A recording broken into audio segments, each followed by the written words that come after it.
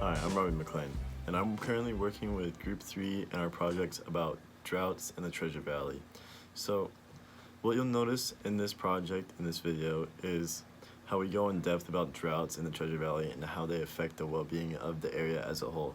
So, this can influence many things from the wildlife to the humans living there and just like all of the plants and vegetation. So, as we go into it, you'll see the pros and cons that we go over, as well as more of the in-depth research with some interviews from cross-prospecting sides. So we'll have an interview from someone who's for droughts, as well as an interview for someone against the droughts.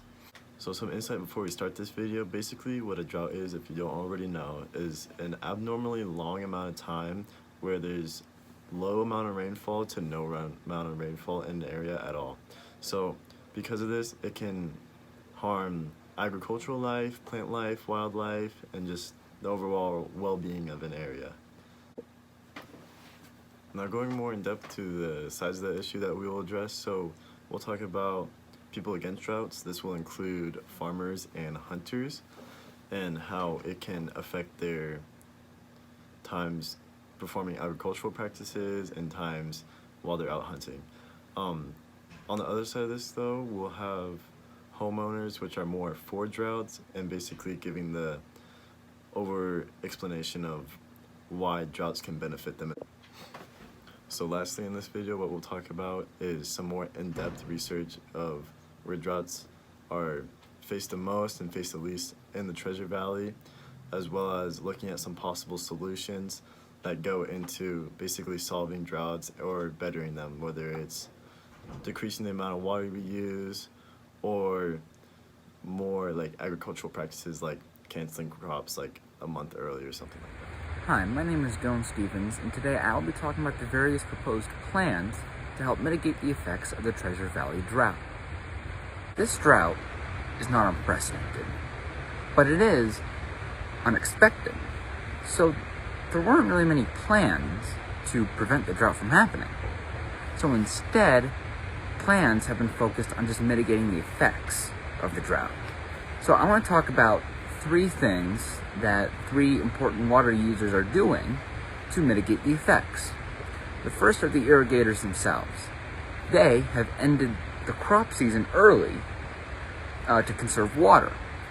Normally, the crop season goes to about the middle of October, but this year, it's ended in the middle of September. This is something that the irrigators are doing to conserve water. Second group I want to talk about are the farmers, because the farmers are some of the biggest water users in the Treasure Valley. So the water users have done a few things to use less water. They've, one, integrated verticality into some of their smaller farms to conserve water. And they've also just switched to using crops that don't need as much water. So that's what the farmers are doing to conserve water. And lastly, the people themselves have been encouraged to limit the days that they use intensive amounts of water. Like the city of Caldwell has encouraged its residents to, if your home address ends with an even number, then you water your plants on even numbered days. But if you have an odd numbered address, you water your plants on odd numbered days. This is something that the individuals themselves and the sort of more administrative people, like the public works for the city of Caldwell, are doing to help mitigate the effects of the drought. So those are just three of the proposed solutions to help mitigate the effects of the drought. Hey, I'm Jonathan Nelson, and I will be presenting on both sides of the drought. So the first side I'm going to cover is the cons. So the loss of water damages crops and puts a strain on the agriculture industry. So obviously the loss of water makes it difficult for farmers to be able to use the same amount of crops. It also has to do a lot with the soil. So the quality of the soil actually deteriorates with loss of water. So if a drought ends, the effects of it are still felt, years later, because the soil that the farmers are trying to plant in is really deteriorated and it's not healthy. Next is the waterways. The waterways that feed into lakes get drained in a drought, which causes lakes to have ecosystem problems. If there's no river or creek flowing into a lake, the water becomes very stale, so the oxygen deteriorates. It also will damage the flow of fish that go into the lake. Extended droughts can also cause extreme poverty, and with this poverty comes issues like stress and depression from like financial disabilities, which can eventually result in death. But on the other side, who benefits from droughts?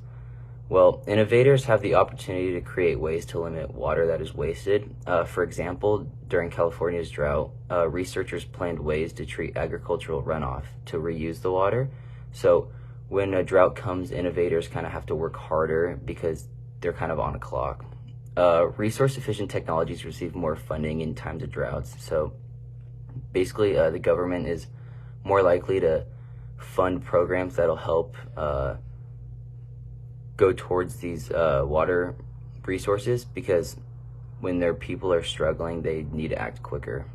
Also, water conservation experts and researchers are both able to benefit from droughts.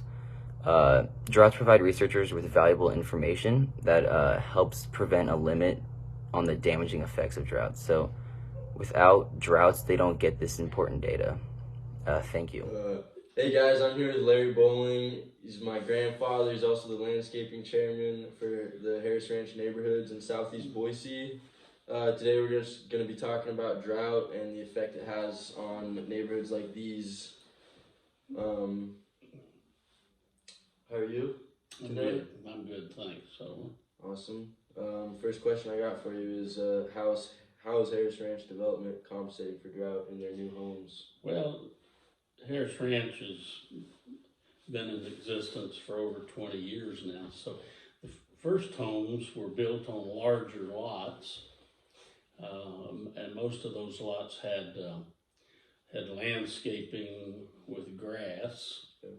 And so the newer homes are on smaller lots, and they don't generally have much grass, if any. And the plants and so forth that they have are more desert, water tolerant type plants. And they use rock and things like that in the landscaping, which don't require watering. So they're making efforts all the way around to reduce the amount of water that we use. Yeah, it's actually kind of crazy to me to think about like the Mill District neighborhood and their yard size and their property size, and then going from like this neighborhood right over here where there's like really small properties, the homes are packed together, it's all gravel. Almost no yard, Yeah. Real small, but it's more like living in a city than living in the suburbs. Yeah, that's what Boise's growing to be. All right, next question I got for you is just, have you noticed or experienced any effects of drought in Harris Ranch? I have. Normally we have irrigation water, which we get from the river, starting about the middle of April and running until the middle of October. And this past September, 2 months ago, they turned the water off. They being the irrigation or the people that control the irrigation canals. And they told us that it'd be going off a month early. So because of the amount of water they had in the reservoir, Lucky Peak Reservoir and Arrow Rock and those, they cut it off a month early. And that's basically because last winter we didn't get as much snowpack and rain as we normally do. A couple of years ago we got more than we normally do, and it wasn't an issue. So Okay, so they're not irrigating neighborhoods because Nope, they turn it Nice. off. If you want to water your yard, you have to use city water. Did you notice like a change in quality of your own vegetation in your yard? You know. I really didn't. It wasn't that hot or dry. Okay. So, and I watered a little bit to some of my grass a little bit, so it wasn't too bad. Alright, well, we're gonna kind of change angles here, and I want to ask you, do you see any benefits coming from the drought we've experienced? Listen, Well, speaking personally, you know, I grew up in Louisiana, and Louisiana doesn't have a drought problem. Yeah. We get, in Louisiana, they get about 60 inches of rain. That's 5 feet of rain a year. That's a lot of rain, and sometimes it's more, sometimes it's less in a month. August, for example, is a fairly dry month, whereas March, April is a lot rainier. Mhm. Coming out here, it's, you know, I went from everything was green to everything was kind of brown. Got here in the summer and the foothills were brown, everything was brown. So it was a stark, you know, kind of a reminder that we live in a desert where you only get about 11 inches of rain a year. Mhm. So, but I've gotten used to it.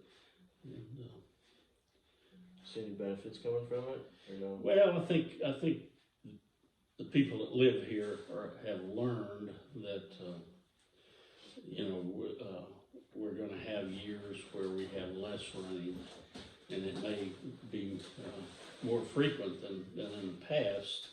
I don't think in the almost 20 years that I've lived here, we've only had 2 or 3 where we had to cut back on the irrigation water. You could call it just like a lesson then. Make Yeah, it more it's a aware. learning experience because, you know, people, I think, me personally, I think about it when I go to turn on the water. I don't just leave it running, and, you know, I'm conscious of the fact that we need to conserve, so. Alright, well, I got one more question for you. What direction do you think the Treasure Valley is heading in terms of drought? Like, do you think this problem is going to be recurring? Well, if you listen to, you know, what you hear on TV and you read, it's going to get worse. I don't know if that's factual. I think it is. We are in a period of time where the climate is changing and it's getting hotter and drier, and we probably will have worse summers where we don't have nearly as much water. I don't think this area, the Treasure Valley and Idaho in general, is nearly as pressed right now as places like Arizona and Utah. You know, Arizona gets their water from the what they call the Central Arizona Project, which is a canal that runs from the Colorado River down to Arizona, and then everybody uses it. Well, the Colorado River is drying up. Lake Powell and Lake Mead are at all-time lows. They're 100 foot below their normal pool levels. So unless we get a lot of rain, sooner or later Phoenix is going to have to say, hey, no more water for your swimming pools, no more water for your golf courses and your artificial lakes, you know. But they haven't done that yet, so. But I think they're headed that way. I don't think we are, at least not in the short term. But I think long term, globally, the trend is pretty much this. I agree. Yeah. You would think that from what you hear. You know, when you think about it, the United States, there's places that have more water than they can possibly use, and then places that are super dry. And if we had some way of getting the water from Louisiana, for example, to Idaho, then we would solve some of those problems. You take a hurricane comes into the Gulf Coast, it can dump a foot or 2 feet of water in 3 or 4 days. Yeah. And that's a lot of water. It runs into the Mississippi River and out into the Gulf of Mexico. If we were able to capture some of that water and move it, then we would go a long way toward solving some of these issues. Yep. All right. Well, thanks for answering my Anything questions. else, young man? That's all I have for you. Okay. Thank you. Nice talking.